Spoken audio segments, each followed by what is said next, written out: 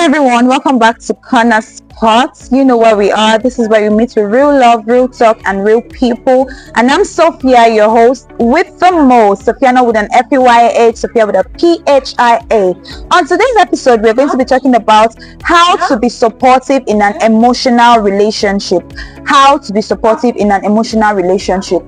Being supportive in a romantic relationship is crucial for building trust, fostering intimacy, and ensuring both partners feel valued and their feelings are acknowledged and validated. Now, there are a lot of things that goes into ensuring these things are actually in place. You don't want to be in a relationship where you feel you're not being supported. The whole essence of being in a relationship in the first place is that you feel supported, you feel loved, you feel cared for, and that is why you want to go into a relationship in the first place. That is what every man is looking for. That is what every woman is looking for. Now, there are essential things that goes into making sure this thing actually works, or this thing is actually okay or moving or in place. Now, what are they? Before I go into those things, I want you to go back and click on that subscribe button if you're not yet subscribed to our channel. Get more news and updates from us immediately we are dropping them. And don't forget to like this video and give us a follow. Thank you.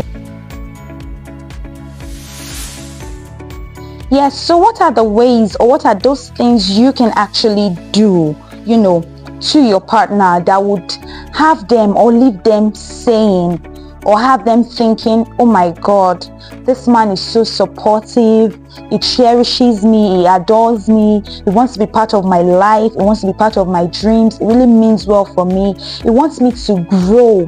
There is this misconception some people have. I won't say it's a general thing, because I've seen other people get engaged or involved in marriage and their life literally becomes better, and for other people it's another story entirely. Like, instead of them progressing, they're actually retrogressing. Instead of things moving fine and from there for them to be going forward, they're actually moving backwards, like literally. That's why I hate that phrase when somebody says he or she wants to get married, and then they use the phrase or that word. It's actually common. They say, I now want to settle down, or I actually want to settle down. I don't like it. It's not because I have a problem with the word. It's an English word, of course. Settle down. It's an English word. What does it mean to settle? To settle. It's an English word. But it's because some people actually, when they say they want to settle down, that is what they do. They do it literally. Like their life they just coast. Like cement, when you cement a surface, after a while, if it's solidified, how it's cast and it's just there. That's the way some people literally, that's what actually happens to them. All of their goals, their aspirations, their dreams, We've even seen some very beautiful, intelligent ladies that went to school, like they graduated with good grades and all that you would even say, oh, it's because she graduated with bad grades, that's why she doesn't want to pursue a career. Like, good grades, they have everything it takes to actually pursue a career, but instead they just turn themselves to full housewives. They are just there. But that's a story for another day though. But I feel as individuals, you being married or you getting married should actually propel you further in your own life's journey. Like, baby girl, you had a dream, you had a plan, you had a goal before you get married to that man. So why would you feel now that you're married to the man, everything should just fly off? Like, you should just let everything go? Why aren't you pursuing your dreams again? Why aren't you going chasing your goals again? What happens to all the visions you used to have? Even though that man is well capable to take care of you and to take care of all your needs, it's a good one, but what actually happens to you? You should be a plus to him. Even though some are of the opinion that my husband has everything, my husband is very wealthy, we are not lacking, I have money, I have big cars, if I want to drive any car, my husband can get it for me, we have our own houses, not even one, two, even at that, what happens to your dream as an individual?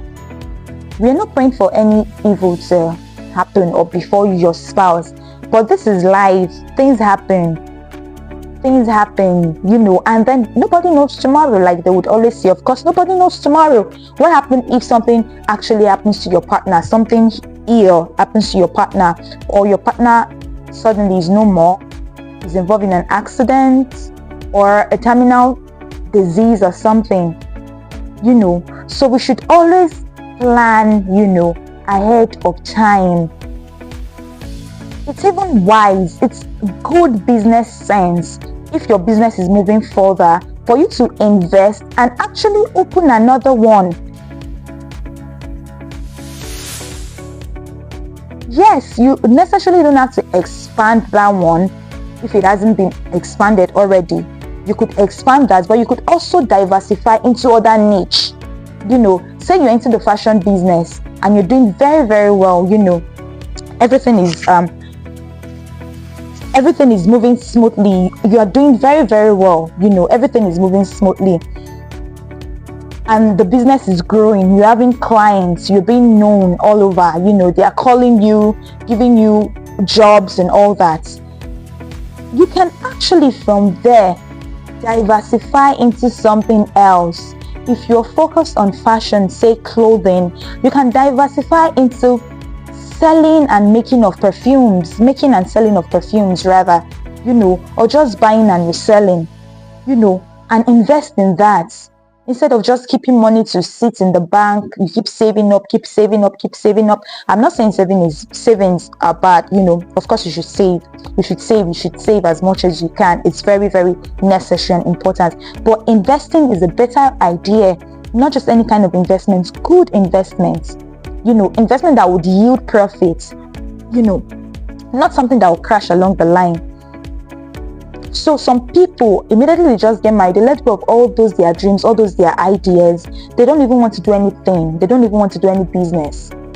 They don't even want to study further. Perhaps they have a master's. What's wrong with getting a PhD? What's wrong? I don't see anything wrong with it. But they just feel, oh, my life is all about my man now, my kids, I don't have time, I don't do this. The truth is you always have time if you want to. You make time for things that are important to you, which brings me back to the topic of today actually. How can you support your partner, or how can you make your partner feel supported in a relationship? It starts with you first. Having the mindset and the notion that you want to be a plus. Making time for your partner. You need to, because it doesn't get easier. Trust me, anybody tells you that is just lying. It doesn't get easier. The more you advance in life, the more demanding, things will become. Not just family, work. Because you've been in that job for quite a while. So it's okay when you get promoted, workload increase. It's okay. You have just one kid. When two kids come, you are required to spend more time with them. Perhaps you spend only 2 hours with your baby boy, but now there are 2 of them or 3. Definitely, you have to spend more time. Not just collectively now with all the children. With each of them, it's their formative age. You need to give time to them, to make them feel loved, to make them feel you are their friend. They can actually approach you for whatever, Then what happens to your partner, your wife, or your husband? So things will get more demanding. So it is laid upon you now to know how to manage your time. So much so that it won't affect your work. You would have a good work-life balance. It won't affect your family. Now, I don't mean your immediate family, your extended family. So they won't have notions such as, oh, since you got married though, we don't see you again. You no longer pick our calls. You no longer come to family nights that we plan, or family meetings, or any family gatherings that we plan, any events.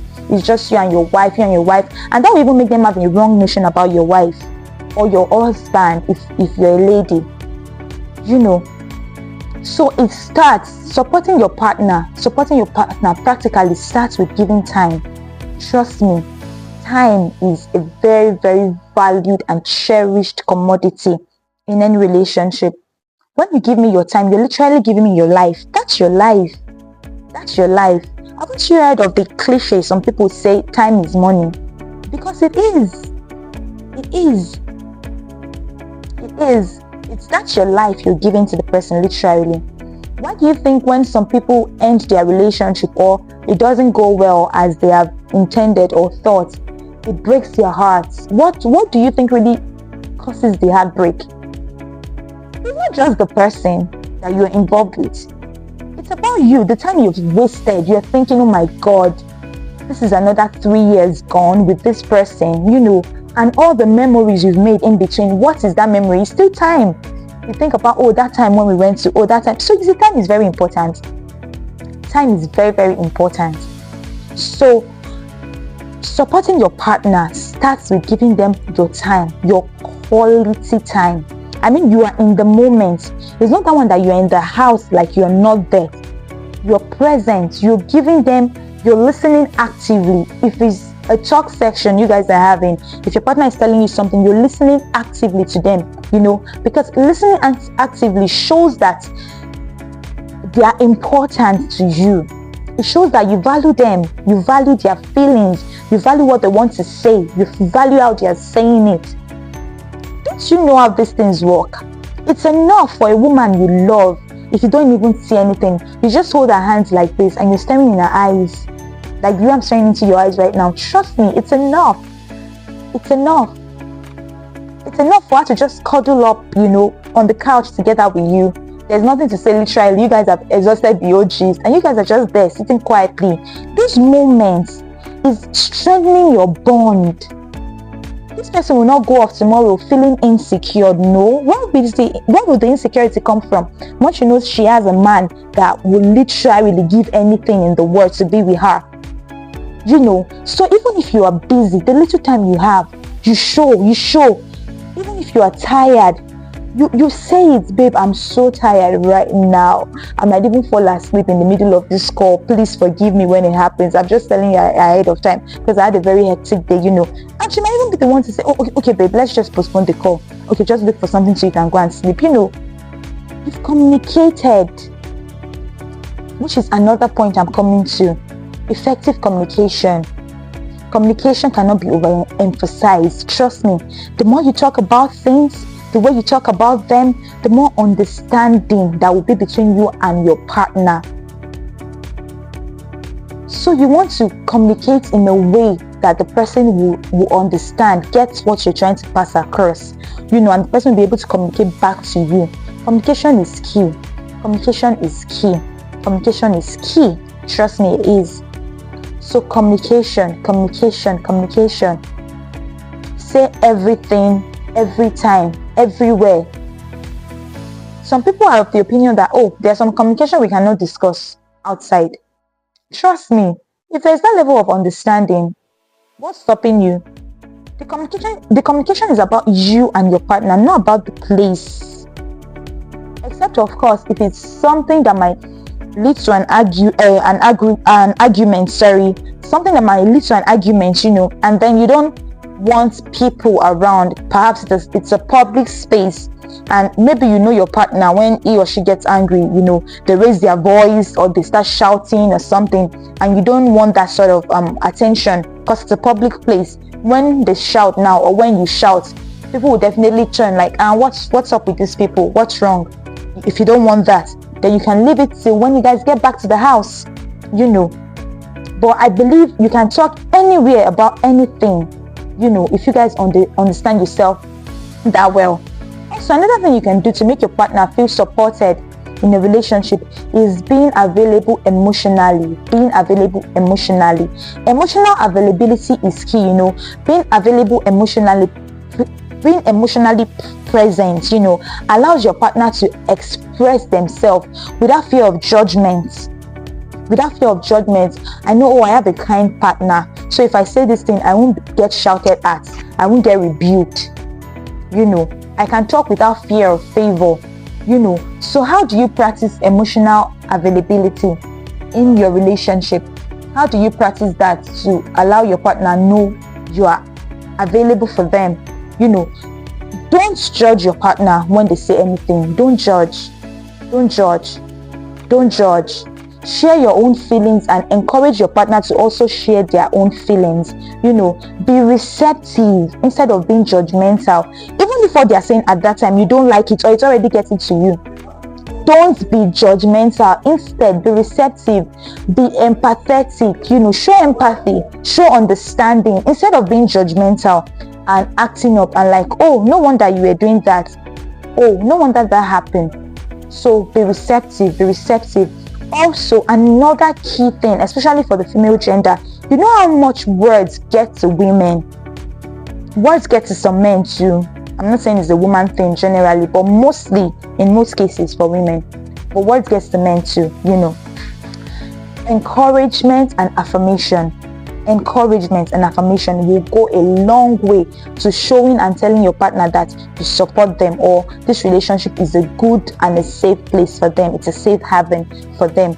Encouragement can boost your partner's confidence. Nothing gives a woman confidence like when she wants to do something, a man is like, I'm with you all the way, babe, you got this, trust me. Even if she was scared before or feeling skeptical, just that one word you say to her, she feels on top of the world. Like, if my man believes in me, if my man say I got this, then I got this. She gets it. So you need to encourage her more. You need to encourage her often. You need to give her affirmative words. Affirm her feelings. When she brings up an idea, don't water it down. Don't shut her up and say, shut up, what do you know? That will kill her morale. Don't say words like that. Instead, encourage her, boost her confidence, motivate her, celebrate her little achievements. Even if she doesn't, meet up to what you expected, don't make her feel, oh babe, you should have done better. Even if you want to say it to her, say it in a way that won't hurt her feelings. Oh babe, God, you really tried. I'm so proud of you, babe. At least you made progress. See, you were here before, but now you are at this level. I see the effort you've put into it, but babe, I believe you can still do more. Talking to her like that will make her feel, I heard the story of this particular couple, he just got married to his wife, and then he invited some friends over, like some of us would normally do. Sometimes invite our friends over to the house. Okay, you guys should come have dinner now at my house on Saturday or on Friday. So he invited his friends over, and the woman, she was like, oh my God, they are coming to our house for the first time, my husband's friends. She wanted to impress them. She went to the market, did her grocery shopping, got a lot of things, she just wanted to prepare a delicacy that would, make them wow, like when they eat it.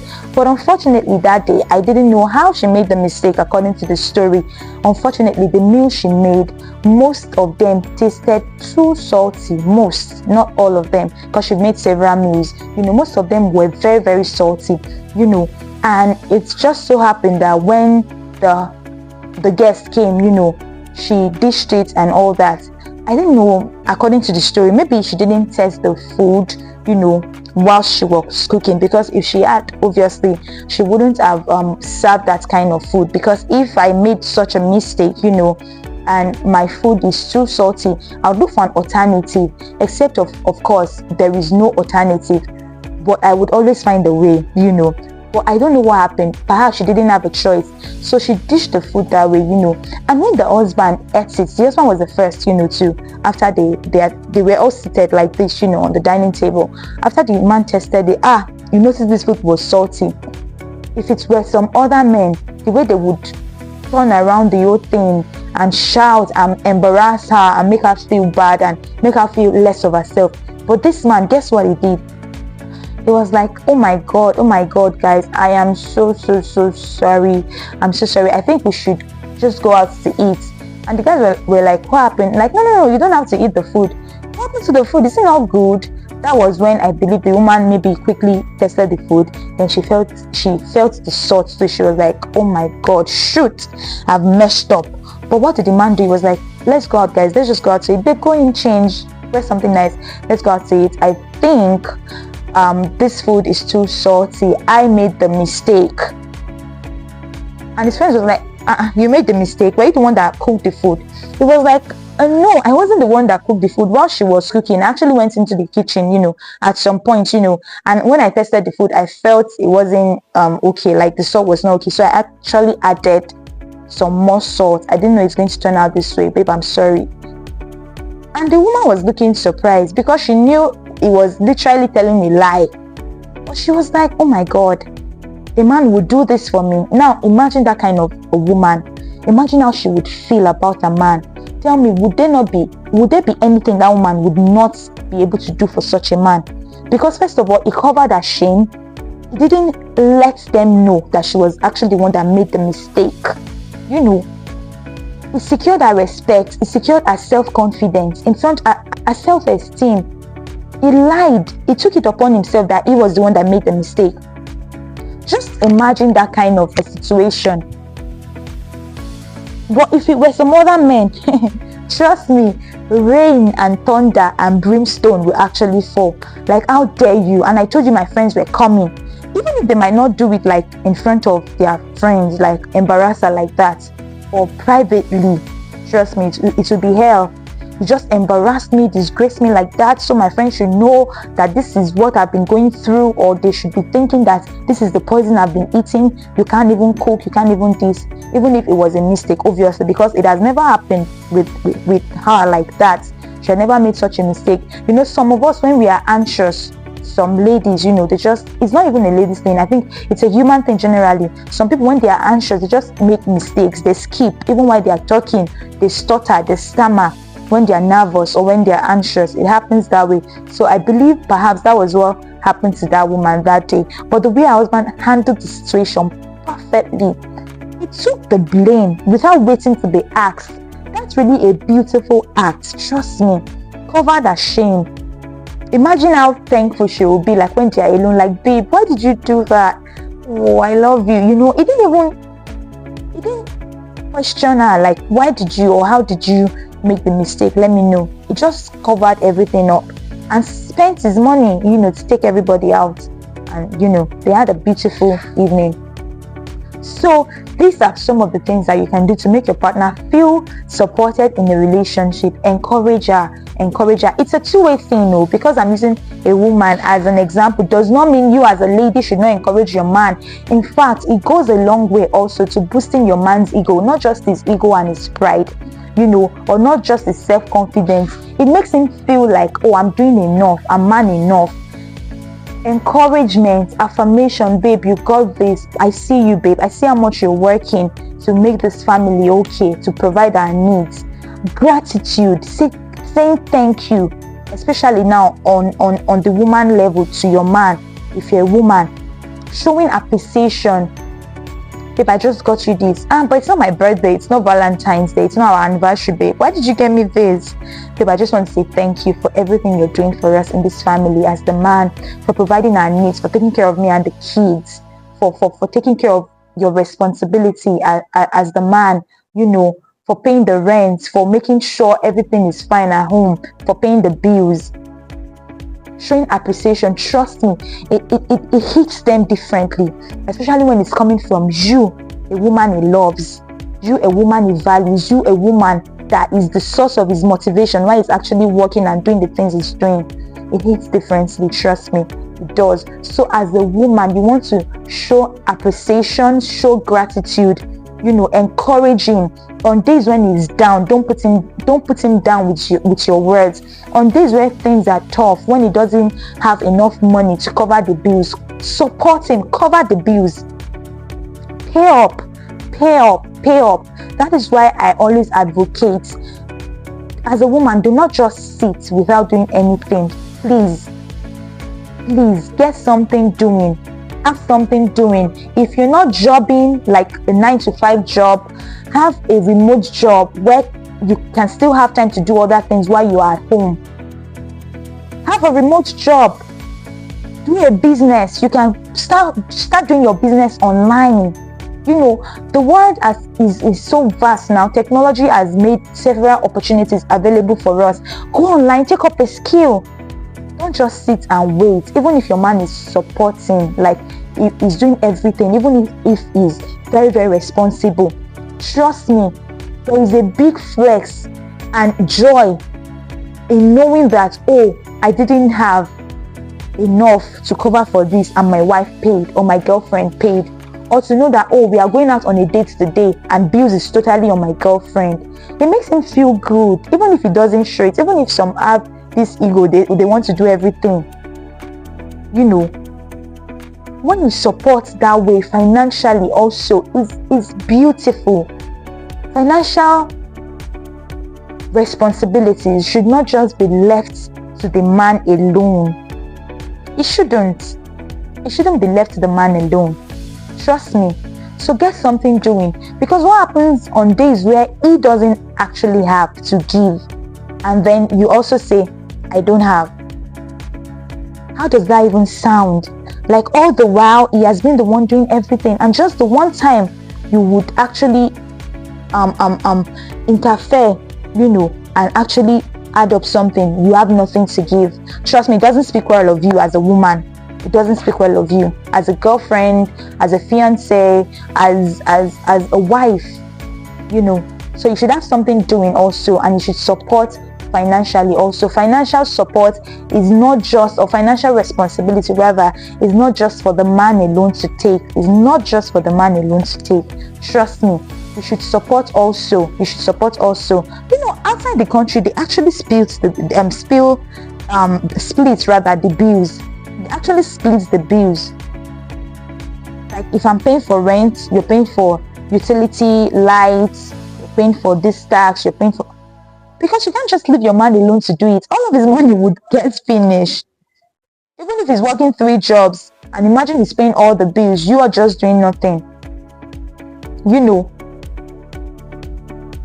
So I'm not saying what works for them over there should be the order of the day here or so, or in your own relationship, but what works for you. But I'm saying generally, you should also support financially. Once in a while, without being told, get up, withdraw money from your account, get into the supermarket and stock up the house, buy the groceries. And if he even sends the money when he does, because he is the one that normally sends the money, just tell him, babe, we'll just keep that money in that savings account, or I'll just save up that money. I've actually gotten everything you need with my money. It will feel good, like, that's my woman. Do you understand? So support financially, please. Let's correct this notion that it's only men that should take care of the house. I'm not saying it's wrong, of course. Essentially and primarily, that's how it's supposed to be. Men are supposed to, take care of the house, like in sense of providing money, especially, for things, providing money for upkeep, money for food, money for rent and other things. But you as a lady, it is not out of place if you should support. I heard the pastor said there is nothing like a breadwinner. Anybody that wins the bread is the breadwinner. So if it's your husband that is winning the bread, is the breadwinner. If it's you that you're winning the bread, you are the breadwinner. But the only thing is, men they already have this preconceived notion already that if it's a woman that has money and she's the one doing things, she misbehaves, she lose respect for a man, she lose respect, she will not be submissive any longer. And partially, will I say they are true? Yes. Because we've had 1 or 2 cases and seen 1 or 2 stories of how some women, once they start earning more than their husband, or once they start, once they are the one fixing the bills, they feel, what is he even doing? What is his use in my life? He has no use, But would it be also right if a man, because essentially a man is supposed to provide, then if he's the one providing and he's making you, the woman, feel you have no use in his life, please, would you feel good? Would it be right? Trust me, you won't feel good. So you shouldn't do that, please. Even if you're the one, for now, that has to take care of the family or do something, just do it. It's your family. Do it like, okay, this is my family. The way you were taking care of yourself before you met him or before you got married. You were taking care of yourself. You were paying your bills. You were getting your groceries. You were doing the things you needed to do. So just take it as that, like, okay, this season of our lives, even if he's now involved, is together with you. This season of our lives, even if you guys have kids, I'm the one that is taking care of things. And don't think it like it's not normal or it's out of place. Please, don't think it as that. Also, another thing you can do, to support your partner in a relationship is respecting their boundaries.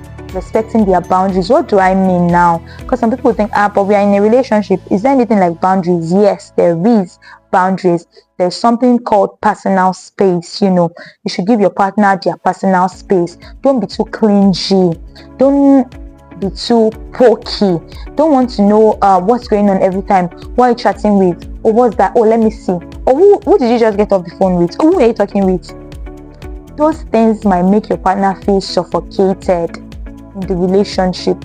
So everyone have different level of comfort, different comfort level, regarding their emotional and physical space, whether you like it or not. Everybody has different comfort level. For some people, they are big on family, big on people. They don't have a problem if there are people coming to their house every day. Literally, some people don't have a problem. They like it, they want it. They want people in their space always to gist, to talk. But for some other people, they want it quiet. They don't want anybody. Even if people come visiting, it's not like they are harsh or hostile towards them. They accommodate the people, they entertain them, they are hospitable, but they feel, after a while they should leave. If they are not leaving by this time, or when it gets to this time, it's starting to get uncomfortable for them. That's their own emotional and personal and physical space, and that's their comfort level. So you shouldn't make them feel, you are weird, or you're just being mean and unkind, you don't like people. No, you have your own comfort level, and they also have their own comfort level. So you should respect your partner's boundary. When it comes to that, communicate openly about boundaries and respect them. Okay, what makes you feel like I'm encroaching into your personal space if I do this, or if I do that? Is it this? Is it that? Talk about it, because when you actually come to an agreement about this, it fosters a sense of safety and trust in the relationship. So you want to do that as well. So I believe all of these tips we've given you today will help you better your relationship. Please share your story, share your thoughts in the comment section, and don't forget to like and comment. This is Corner Spot, and I remain Sophia, your host with the most. Until next time, guys. Bye.